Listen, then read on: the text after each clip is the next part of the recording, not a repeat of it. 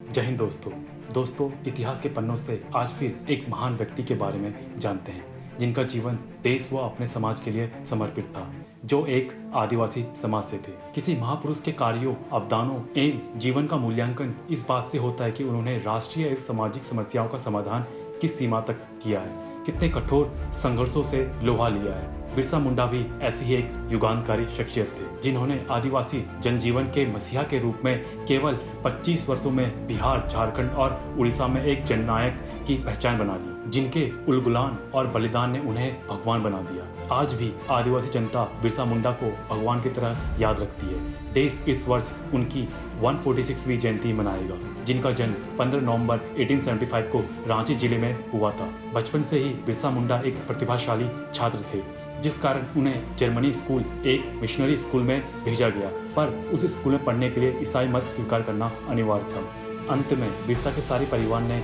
चाईबासा जाकर ईसाई मत स्वीकार कर लिया, लेकिन बिरसा की रुचि भारतीय दर्शन और संस्कृति के रहस्य को जानने और समझने की तरफ हो गई। 4 वर्ष के एकांतवास के बाद जब वह प्रकट हुए तो उनका रंग रूप ही अलग था। धीरे धीरे महात्मा के रूप में बिरसा की ख्याति दूर दूर तक फैल गई।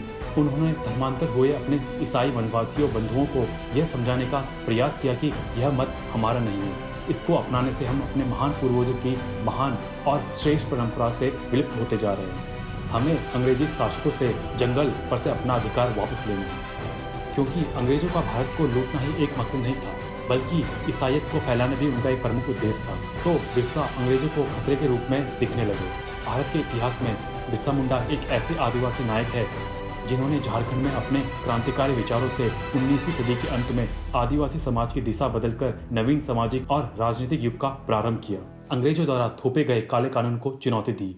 बिरसा जानते थे कि आदिवासी समाज में शिक्षा की भारी कमी है, लोग गरीब है, अंधविश्वास है। धर्म के बिंदु पर आदिवासी कभी मिशनरियों के प्रलोभन में आ जाते हैं तो कभी ढकोसलों को ही ईश्वर मान लेते हैं। इन समस्याओं के समाधान के बिना आदिवासी समाज का भला नहीं हो सकता, इसलिए उन्होंने बेहतर नायक और समाज सुधारक की भूमिका अदा की। अंग्रेजों और शोषकों के खिलाफ संघर्ष जारी रखा। जनवरी 1900 डोमबाड़ी पहाड़ी पर एक और संघर्ष हुआ था, जिसमें बच्चे और औरतें मारे गए थे। इस जगह बिरसा अपनी जनसभा को संबोधित कर रहे थे। बाद में बिरसा के कुछ साथियों को गिरफ्तार कर लिया गया। अंत में बिरसा को भी 3 फरवरी 1900 में गिरफ्तार कर लिया गया। ब्रिटिश सरकार उन्हें खतरे का संकेत मानती थी, इस कारण उन्हें जेल में डाल दिया गया, जहां अंग्रेजों ने उन्हें धीमा जहर दिया और 9 जून 1900 को उनकी मृत्यु हो गई, यानी कि आज के दिन। लेकिन लोकगीतों और जातीय संहिता में बिरसा मुंडा आज भी याद किए जाते हैं। क्रांति का संचालन करने वाले इस महान सेना नायक को इतिहास में स्वर्णिम अक्षरों में लिखा जाना आवश्यक है, इसलिए आज इस महानायक को सशक्त नमन। दोस्तों, आज वीर बलिदानी बंदा सिंह बहादुर जी का भी बलिदान दिवस है। आइए जानते हैं उनके बारे में मेरी अगली वीडियो में। धन्यवाद। जय हिंद, जय भारत।